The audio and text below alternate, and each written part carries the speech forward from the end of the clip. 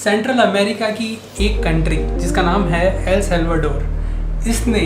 अभी recently bitcoin को एक लीगल टेंडर का अथॉरिटी दे दिया, माने कि उसको लीगली ट्रांजैक्शन के लिए यूज़ करने के लिए छूट दे दी। देखिए शुरू से देखते हैं, जो बिटकॉइन है वो एक डिसेंट्रलाइज करेंसी थी, राइट, जिसका ओरिजिन जो था वो बेसिकली 2008 से जो है वो ओरिजिन हो चुका था उस चीज़ का। वो चीज़ चलने में लग गई थी, मार्केट में आ गई थी। धीरे धीरे 2013 के अंदर ये डॉज कॉइन का जो चलन था ये भी धीरे धीरे चला। लेकिन दोस्तों ये सब जब जितनी भी चीज़ें हैं इन चीज़ों को ज़्यादा सीरियसली लिया जाने लगा, जब बड़े बड़े लोग जो हैं जैसे कि इलॉन मस्क है या फिर कई ऐसे जो एंटरप्रेन्योर्स हैं उन लोगों ने कई सारे ट्वीट किए, कई जो है लोगों ने बोला कि जो है करेंसीज ये फ्यूचर की करेंसीज है,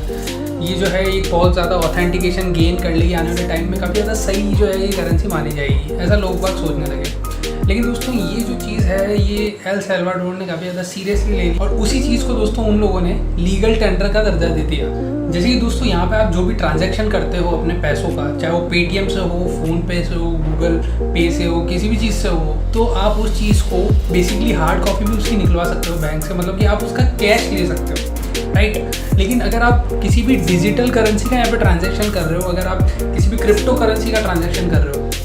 तो ये करेंसी सिर्फ ऐसी है कि एक कंप्यूटर में किसी ड्राइव के अंदर हम एक डिजिटल फाइल को जैसे रखते हैं ना, उसी तरीके से ये करेंसी भी वहाँ पे आपके उसमें कंप्यूटर में पड़ी है, राइट।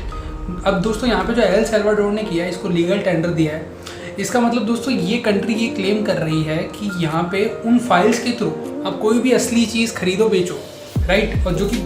रियल वर्ल्ड में एग्जिस्ट ही नहीं करती है दोस्तों, मतलब कि उस फाइल की कोई वैल्यू नहीं है, उस चीज़ से यहाँ पे खरीदने बेचने की बातें हो रही है। अब दोस्तों जो बिटकॉइन है यहाँ पे इसको खरीदना बेचना या फिर इसका जो ट्रांजैक्शन है वो किसी भी सेंट्रलाइज अथॉरिटी के थ्रू नहीं होता है, माने कि आप डायरेक्ट यहाँ से आपने अगर अपने दोस्त को बिटकॉइन देना है या फिर कोई भी फाइल देनी है तो वो आप डायरेक्ट दे सकते हो, राइट। यहाँ पे आपको कोई भी एक सेंट्रल लीगल अथॉरिटी नहीं चाहिए इसके ट्रांजैक्शन के लिए, बिटकॉइन के ट्रांजैक्शन के लिए। जैसा कि दोस्तों हम जब भी पैसा ट्रांसफ़र करते हैं एक बैंक से दूसरे बैंक में या फिर एक पर्सन से दूसरे पर्सन के अकाउंट में,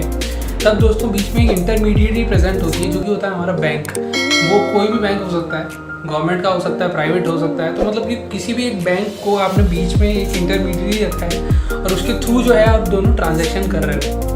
लेकिन यहाँ जो बिटकॉइन की बात आती है या फिर कई ऐसी क्रिप्टो करेंसीज की बात आती है तो यहाँ पे कोई भी एक बीच में लीगल अथॉरिटी नहीं है, यहाँ पे कोई भी एक इंटरमीडिएटरी नहीं है। आप लोग जो है फाइल को डायरेक्ट एक दूसरे से ट्रांजैक्शन कर रहे हो। आप कोई भी ट्रांजैक्शन करते हो तो एक जगह पे उसका नोटिफिकेशन जैसे कि कई बार आता है आपको, या फिर मतलब जो एक लेजर होता है बेसिकली, मतलब कि एक बही खाता जिसको कहते हैं, वहाँ पे उस चीज़ का एक पूरा हिसाब रहता है कि जैसे कि मैंने अगर मान लीजिए आपको 10,000 रुपये दिए, आपने मुझे दिए या फिर कोई भी ऐसा ट्रांजैक्शन हुआ तो वहाँ जो है हमारा एक रिकॉर्ड रहेगा कि यार भैया इस पर्सन से इस पर्सन के पास ये जो है पूरे पैसे ट्रांसफ़र हुए हैं, इस तारीख को ट्रांसफ़र हुआ है, इस समय ट्रांसफ़र हुआ है, ठीक है। तो यहाँ पे जो है बेसिकली रिकॉर्ड्स हमारे पास मेंटेन हैं उस सारे ट्रांजैक्शन के। और ऐसा ही दोस्तों होता है इस बिटकॉइन के ट्रांजैक्शन में, अभी जो क्रिप्टो करेंसी होती है इसके ट्रांजैक्शन में भी ऐसा होता है दोस्तों। और दोस्तों ये जो ट्रांजैक्शंस हमारे बीच में होते हैं या फिर ये जो हम खरीदते हैं और बेचते हैं दोस्तों, इसी के कारण जो है हमारे देश की इकोनॉमी चलती है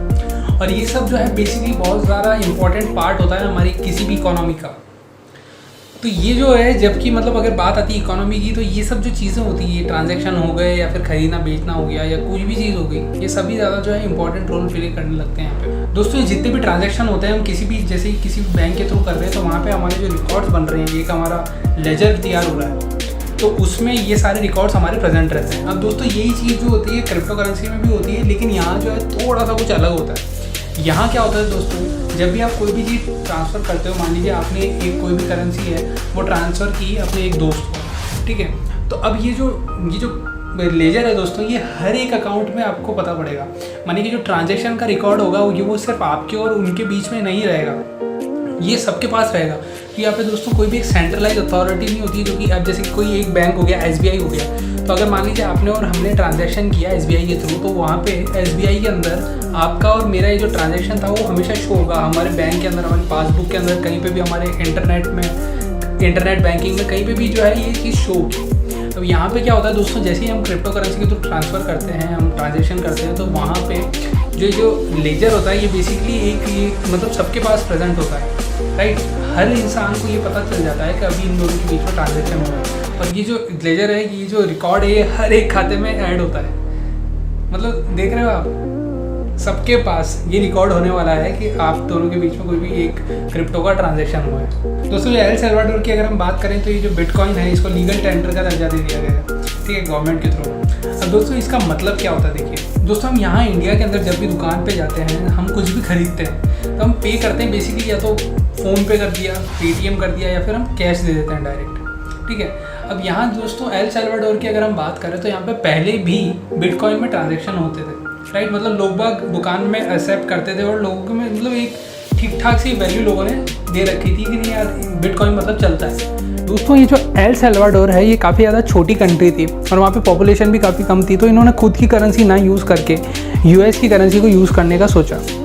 और इसीलिए जो यहाँ पे जितने भी ट्रांजैक्शन होते थे वो सभी डॉलर के अंदर होने लगे। दूसरी जो एल सल्वाडोर कंट्री है यहाँ पे साइनोरेज का कोई भी लॉस नहीं होगा। अब दोस्तों साइनोरेज क्या होता है, देखिए जब भी 1000 रुपये का नोट प्रिंट होता है तो यहाँ पे जो प्रिंटिंग कॉस्ट होती है, मतलब 1000 रुपये की जो वैल्यू है उसको जब हम प्रिंट करेंगे तो यहाँ पे जो नोट बनेगा उसमें कुछ बेसिकली इंक होती है, उसका जो पेपर होता है वो अलग तरीके का होता है, उसमें क्लोथ्स का यूज़ होता है। तो दोस्तों इस तरीके का जो ये एक नोट होता है जब भी हम प्रिंट करते हैं तो यहाँ पे 1000 रुपये के नोट को प्रिंट 2000 रुपये के नोट को प्रिंट करने में जो खर्चा आता है वो आता है 4 रुपये का। उसके बाद में जैसे कि दोस्तों ये 100 रुपये का अगर हम नोट प्रिंट करते हैं तो जो 2 रुपये का खर्चा आता है, उसके बाद में जो 98 रुपये का जो प्रॉफिट है एक तरीके से, क्योंकि दोस्तों जब 100 रुपये प्रिंट हुए हैं 2 रुपये का खर्चा आया है तो जो वैल्यू हुई है उसकी वो जो बचे हैं वो 98 बचे हैं। तो जो प्रॉफिट होता है दोस्तों ये जाता है आरबीआई के पास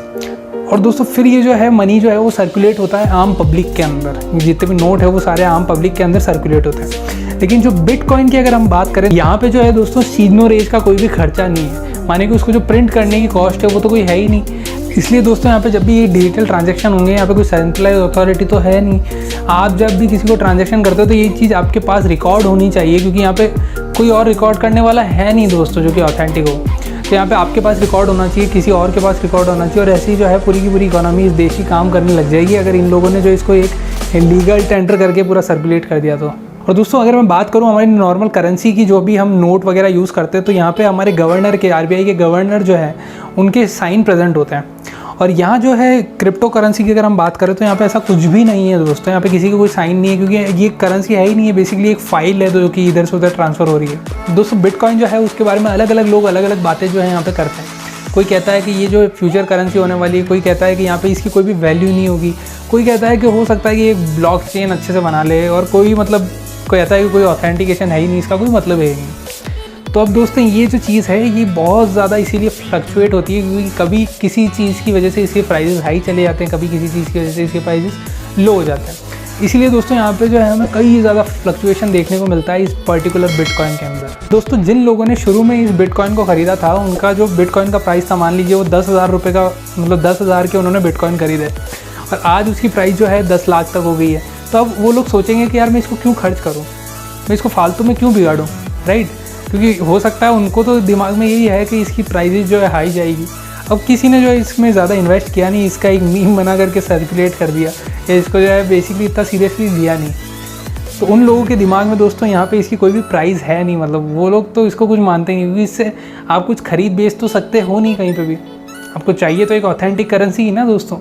दोस्तों बस यही था आज का एक वीडियो एल सल्वाडोर के ऊपर। दोस्तों इन लोगों ने जो है यहाँ पे उसको लीगल टेंडर करने की बात तो कर दी है, लेकिन दोस्तों ऐसा मानना है, कई लोग कह रहे हैं कि ये जो चीज़ है ये ज़्यादा काम करेगी नहीं, पर उन लोगों ने जो है इस बिटकॉइन को लीगल टेंडर का एक रूप देने की कोशिश की है। अब देखते हैं दोस्तों ये चलता है नहीं चलता है, लोग तो ये कह रहे हैं कि ये जो है इतना काम करेगी नहीं, लेकिन देखते हैं दोस्तों आगे क्या होता है। तब तक के लिए दोस्तों आप लोगों से मैं विदा चाहूँगा, और अगर आपको वीडियो अच्छा लगा हो तो इसे लाइक ज़रूर करना, शेयर ज़रूर करना अपने सभी दोस्तों के साथ, एंड सब्सक्राइब कर लेना AQ होलिस्टिक्स को। Thanks for watching.